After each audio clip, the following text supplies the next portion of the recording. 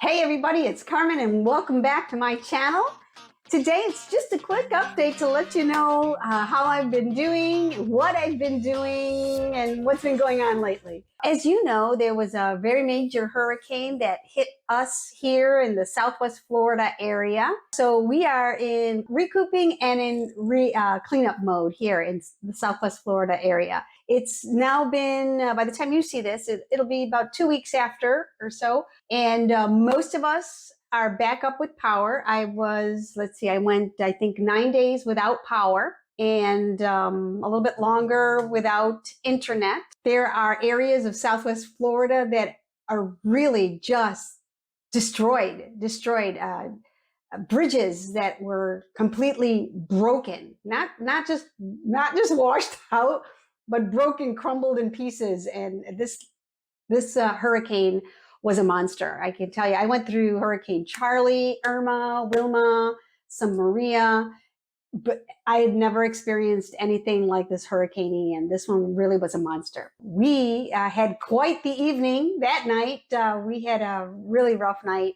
The hurricane winds blew open our front doors. We have a double front door entry, and those doors blew open. So I mean, my husband and I actually went flying to the back of the room there in that little foyer area, and it took all the strength that we could muster to constantly try to keep the doors closed. And we were dealing with 155-mile-an-hour winds. So as you can imagine, the doors would open and we'd get them closed and hold them. And there was a lot of this. I mean, sometimes it would just open and the wall of water coming at us, completely soaking us.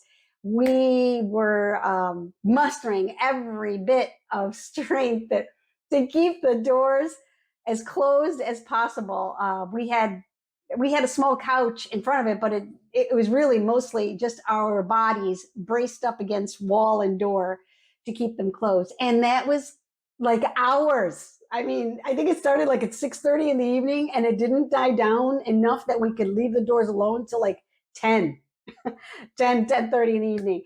We were battered and bruised up, many times being thrown and then back and recovering back. So we were pretty bruised up and sore the next day. I mean, we felt like we were in a car wreck, but we were so thankful to be alive, even though we had no internet and no electricity. We were so thankful to be alive. And really, the damage to our home is minimal when I see the damage that was in the Cape Coral, Fort Myers Beach, Sanibel area. Ours is very minimal, and we are almost back. I got some floor damage in the living room, but we have an area rug, so that will be just fine. So that's been where I am, and I cannot thank you all enough. So many of you sending your prayers and your just comforting words and reaching out. So many of you were like, hey, are you okay with what's going on? So thank you so much for that. That really meant a lot to me.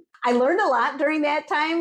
My husband, we have a camper stove, so we were able to continue to have coffee. So that was a major thing. And starting every morning with a delicious percolated cup of coffee just made what we were going through that much better. What else the community just came together like I've never seen anything like that before. So there were food trucks, and just emergency trucks. That there always seemed to be a way of being able to get a hot meal every day. So you weren't stuck with just having peanut butter sandwiches and that type of thing.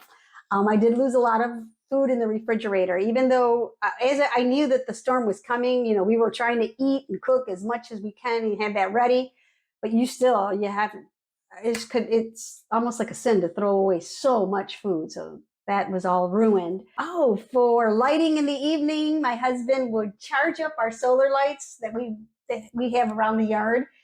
He'd charge them up outside, and then at night he just would bring in the tops and we'd put them around in the rooms. And so it seemed like we always had light in the evening hours. So that was cool too. We had to learn to take very quick cold showers. So that's not such a bad thing, right? It's it's just amazing the way your survival instincts come through. And really, when you compare to the damages that other countries have when they go through typhoons and cyclones and those types of things, really just we're so, so fortunate. So that's my little update on that. So today I am lounging around the house today in McCalls 8165. This is the CarmenMccalls pattern. And I made this version here, which is, I think, version B, View B. And we made this last year when we did Sew Your Name Challenge. That was such a fun challenge to see all the patterns that are out there that have, a name to them. And so that was such a fun pattern.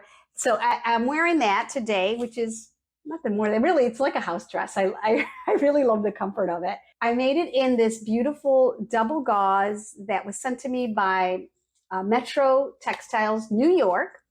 It does look like a hospital gown. I will admit, it does have that hospital gown vibe, even though I threw on some trim in the front there to try to dress it up a little bit. I do love that it's got like a flutter sleeve. The front of the V does come down a little bit too low for my liking, so I would never wear this out in public. Lounging around the house, recouping after a hurricane, it's perfect for that. So before the storm, I was doing a little bit of sewing. I was inspired by a head wrap that Michelle from Michelle Sews Again made in one of her September vlog challenges. I wrap my head in an old t-shirt.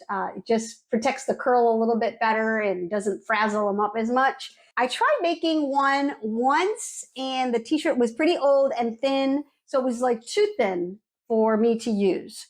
These old t-shirts of his were a little on the thicker side. So one is a doubled, one I did double up and works really well. The other one is just a thicker t-shirt and a single layer worked out real well. Such a simple project, such a great, if you have curly headed girls in your family, this is such a great gift for the holiday season. I also have a couple of t-shirts cut out on the table there, and I'm looking to get those done this week as well. I worked on this tester maxi, which is so, so cute. It's a 2-tier maxi dress. I had some fabric left over from a bolt that was given to me, but look at the back of this. Isn't this cute? It's so cute. It ties here, and then it has this drawstring here to give you that little cinch. It's almost like a little bustle. It's really, really cute. She is not done with this pattern. This was just a tester. We got back to her with a lot of feedback, and I know that she is continuing to work on this pattern. And so I'll give you a little bit more information on that in another video.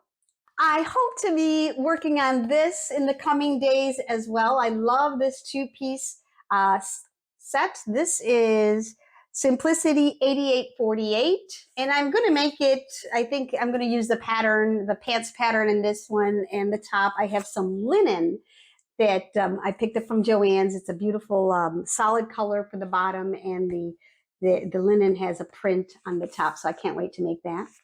What else? Oh, I got a brand new machine. I got upgraded my Singer heavy duty 4452.